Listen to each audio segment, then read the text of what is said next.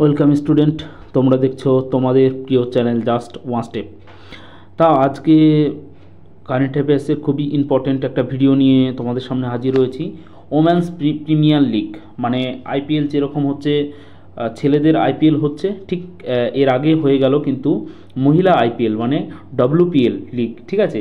সেই ডব্লিউপিএল লিগে কারা চ্যাম্পিয়ন হয়েছে, রানার আপ হয়েছে, স্পন্সর কারা এবং গুরুত্বপূর্ণ পয়েন্টগুলো কিন্তু তোমাদের সামনে আলোচনা করব, কারণ আপকামিং এক্সামের জন্য কিন্তু এখান থেকে কোশ্চেন আসতেই পারে। দেখো, কোশ্চেন তো আর ছেলে এবং মেয়ে যে কোথায় কি খেলা হচ্ছে সেইভাবে আসে না, আপকামিং যে ট্রেন্ডিং যে টপিকগুলো চলছে সেই টপিকগুলো থেকে কিন্তু কোশ্চেন আসে।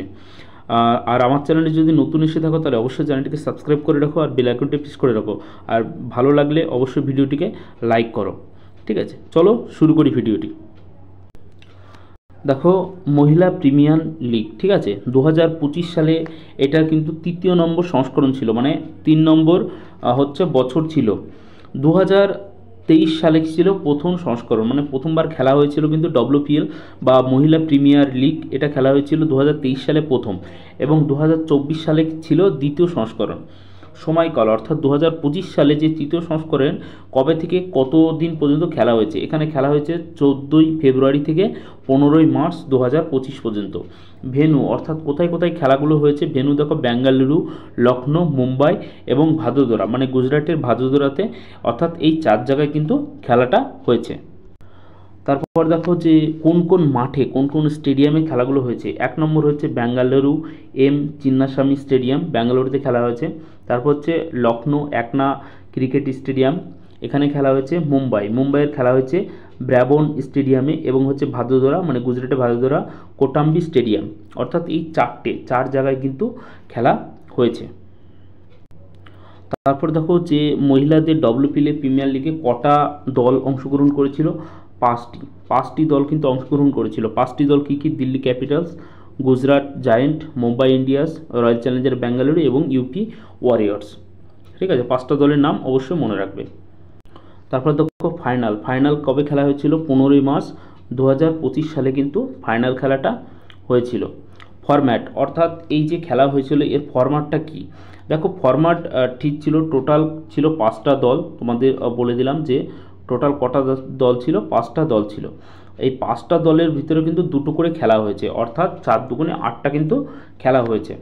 8টা খেলা হওয়ার জন্য প্রথম এই আইপিএলের সাথে এই ডব্লিউপিএলের কিন্তু একটু পার্থক্য আছে। সে পার্থক্যটা তোমাদের বলে দিই যে লিগ পর্বের শীর্ষ দল মানে 1 নম্বর এবং যে 2 নম্বর এবং 3 নম্বর, অর্থাৎ শীর্ষ দল মানে অর্থাৎ যে 1 নম্বর হবে, মানে পয়েন্ট অনুসারে 8টা খেলার মধ্যে যে যত জিতবে 2 করে পয়েন্ট, সে হচ্ছে কিন্তু সরাসরি কিন্তু ফাইনালে চলে যাবে, লিগ পর্বের শীর্ষ দল সরাসরি ফাইনালে চলে যাবে এবং খেলার যোগ্যতা অর্জন করে, ফাইনাল খেলার যোগ্যতা অর্জন করে।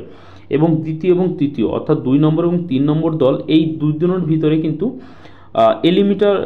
এলিমিনেটর কিন্তু খেলা হবে। এলিমিনেটর বলতে কি, এই 2 দলের মধ্যে যে জিতবে সে ফাইনালে যাবে, আর এক দল কিন্তু বসে যাবে। তাহলে টোটাল ম্যাচের সংখ্যা ছিল 20টি, গ্রুপ পর্যায়ে টোটাল ম্যাচ ছিল হচ্ছে 20টি, এবং 2টি ছিল নকআউট খেলা। দেখো মোস্ট ইম্পর্টেন্ট পয়েন্ট, যে টুর্নামেন্ট যে ডব্লিউপিএল 2025 মহিলা প্রিমিয়ার লিগ, এইটা কে আয়োজিত করে, যা ভারতীয় ক্রিকেট বোর্ড অর্থাৎ বিসিসিআই কিন্তু বিসিসিআই কর্তৃক আয়োজিত মহিলাদের ফ্র্যাঞ্চাইজি টি20 ক্রিকেট লিগ, অর্থাৎ এটা হচ্ছে টি20 ক্রিকেট লিগ, যেটা হচ্ছে কি ভারতীয় ক্রিকেট বোর্ড মানে বিসিসিআই কিন্তু এটাকে কিন্তু কর্তৃক আয়োজিত হয় মহিলাদের খেলা। তাহলে দেখো এই যে এই ডব্লিউপিএল খেলার যে একটু ইতিহাসটা অবশ্যই জেনে নিই। দেখো, ভারতের প্রথম প্রধান মহিলাদের টি20 প্রতিযোগিতা ছিল নারী টি20 চ্যালেঞ্জ। এটি 2018 সালে একটি একক ম্যাচের টুর্নামেন্ট হিসেবে শুরু হয়েছিল। তাহলে কত সালে শুরু হয়েছিল, একক ম্যাচের টুর্নামেন্ট হিসাবে শুরু হয়েছিল 2018 সালে। 2019 এবং 2020 এবং 2022 সালে অনুষ্ঠিত 3 দলের 3 ম্যাচের প্রতিযোগিতায় কিন্তু প্রসারিত হয়েছিল, অর্থাৎ 2019, 2020 এবং 2022 এই 3 দলের কিন্তু 3 ম্যাচের প্রতিযোগিতায় কিন্তু এটা প্রসারিত হয়েছিল। কিন্তু যদি প্রথম সংস্করণ মানে ডব্লিউপিএলের প্রথম সংস্করণ যে 5টা দল নিয়ে খেলা, সেটা কিন্তু শুরু হয়েছিল 2023 সালে। ঠিক আছে, এটা মাথায় রাখবে, প্রথমেই বলে দিচ্ছি। দেখো ফাইনাল খেলা অর্থাৎ 2025 সালে ফাইনালে কে কে উঠেছিল। শীর্ষস্থান দখল করেছিল হচ্ছে দিল্লি ক্যাপিটালস, অর্থাৎ দিল্লি ক্যাপিটাল কিন্তু 1 নম্বর হয়েছিল, সবচেয়ে বেশি ম্যাচ খেলেছিল দিল্লি, সব বেশি ম্যাচ জিতেছিল সরি। এবং দ্বিতীয় স্থান হয়েছিল মুম্বাই ইন্ডিয়ান্স। মুম্বাই ইন্ডিয়ান্স কিন্তু দ্বিতীয় স্থান হয়েছিল, ঠিক আছে। এই মুম্বাই ইন্ডিয়ান্স এবং দিল্লি ক্যাপিটালসের ভিতরে খেলা হয়েছিল। তারপর দেখো যে কোথায় খেলাটা হয়েছিল, ব্র্যাবন স্টেডিয়াম। ডব্লিউপিএল যে ফাইনালটা হয়েছিল ব্র্যাবন স্টেডিয়াম, 2025 সালে ডব্লিউপিএল ফাইনালটা হয়েছিল এই ব্র্যাবন স্টেডিয়াম হচ্ছে মুম্বাইয়ে। ফাইনালে দিল্লি ক্যাপিটালকে 8 রানে হারিয়ে মুম্বাই ইন্ডিয়ান্স তাদের দ্বিতীয় মহিলা প্রিমিয়ার লিগের শিরোপা কিন্তু জিতেছে। তাহলে কতবার জিতেছে? 2 বার। কতবার জিতেছে? 2 বার। প্রথমবার মানে 2023 সালে কিন্তু ফার্স্ট হয়েছিল মুম্বাই ইন্ডিয়ান্স, আর আবার 2025 সালেও কিন্তু মুম্বাই ইন্ডিয়ান্স জিতলো। কিন্তু মাঝে হচ্ছে 2024 সালে কিন্তু জিতেছিল রয়্যাল চ্যালেঞ্জার ব্যাঙ্গালোর মহিলাদের দল। এবার দেখো টাটা ডব্লিউপিএল 2025 যে অফিসিয়াল ব্রডকাস্টার, অর্থাৎ কোন চ্যানেলে এটা দেখা গিয়েছিল, স্পোর্ট 18 কিন্তু এই ডব্লিউপিএল খেলাটা সরাসরি সম্প্রচার হয়েছিল। তার কাছে অফিসিয়াল ব্রডকাস্টার আর ছিল হচ্ছে কি দেখে নাও, আর ছিল হচ্ছে ডিজিটাল স্ট্রিমিং পার্টনার হচ্ছে জিও হটস্টার ছিল। তাহলে জিও হটস্টারে কিন্তু খেলাটা দেখা গিয়েছিল। আর যে স্পন্সর ডব্লিউপিএল খেলাটার স্পন্সর ছিল দ্য টাটা গ্রুপ, ঠিক আছে। যে আইপিএলের যে টাটা গ্রুপ স্পন্সর করে, কিন্তু এখানেও ডব্লিউপিএলকেও কিন্তু টাটা গ্রুপ কিন্তু স্পন্সর করেছিল। তারপর ডব্লিউপিএল 2025 যে পুরস্কার মানে বিজয়ী দল ছিল হচ্ছে কি হচ্ছে 6 কোটি টাকা হচ্ছে মুম্বাই ইন্ডিয়ান্স। কিন্তু তোমরা দেখতে পাচ্ছ যে মুম্বাই ইন্ডিয়ান্স কিন্তু এখানে বিজয়ী হয়েছে, এই যে মুম্বাই ইন্ডিয়ান্স কিন্তু বিজয়ী হয়েছে। এবং রানার আপ হয়েছে দিল্লি ক্যাপিটালস। এর আগেও বলে দিয়েছি, ঠিক আছে। রানার আপ হয়েছে কিন্তু দিল্লি ক্যাপিটাল, কত 3 কোটি টাকা পেয়েছে। এটা দরকার নেই, জাস্ট তোমাদের বোঝানোর জন্য। এবার হচ্ছে সবচেয়ে ইম্পর্টেন্ট কোশ্চেন, যেটা যে প্লেয়ার অফ দ্য ম্যাচ, অর্থাৎ ফাইনালে প্লেয়ার অফ দ্য ম্যাচ হয়েছে কিন্তু হরমনপ্রীত কৌর। এই হরমনপ্রীত কৌর হচ্ছে কিন্তু মুম্বাই ইন্ডিয়ান্সের কিন্তু ইনি হচ্ছেন ক্যাপ্টেন, মানে অধিনায়ক। মুম্বাই ইন্ডিয়ান্সের ক্যাপ্টেন হচ্ছে কি হরমনপ্রীত কৌর। তারপর দেখো যে 2025 সালের আরও ইম্পর্টেন্ট যে জিনিসগুলো আছে আইপিএলের মতো, সেগুলো আমরা দেখে নেব। দেখো মৌসুমের উদীয়মান খেলোয়াড় হচ্ছে আমনজিৎ কৌর, ঠিক আছে।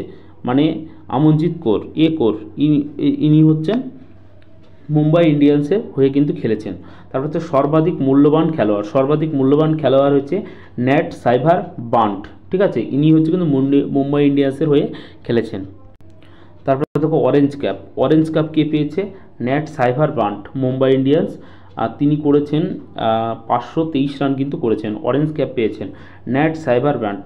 এবার তোমরা যদি চাও যে দাদা যে এই যে প্লেয়ারগুলোর নাম বলছো আমরা তো চিনি না, কোন দেশের কোন দলের হয়ে খেলে, তাহলে তোমরা কমেন্ট করো, তাহলে কিন্তু আমি আরেকটা স্পেসিফিক ভিডিও কিন্তু সুন্দরভাবে কিন্তু তোমাদের সামনে উপস্থাপনা করব, ঠিক আছে। ভিডিওটি যদি ভালো লাগে অবশ্যই বন্ধুদের সাথে কিন্তু শেয়ার করো। তারপরে দেখো পার্পেল ক্যাপ কে পেয়েছে? অ্যামেলিয়া কের, ঠিক আছে। মুম্বাই ইন্ডিয়ান্সের হয়ে খেলে কিন্তু ইনি উইকেট পেয়েছেন কটা? 18টা উইকেট কিন্তু পেয়েছেন।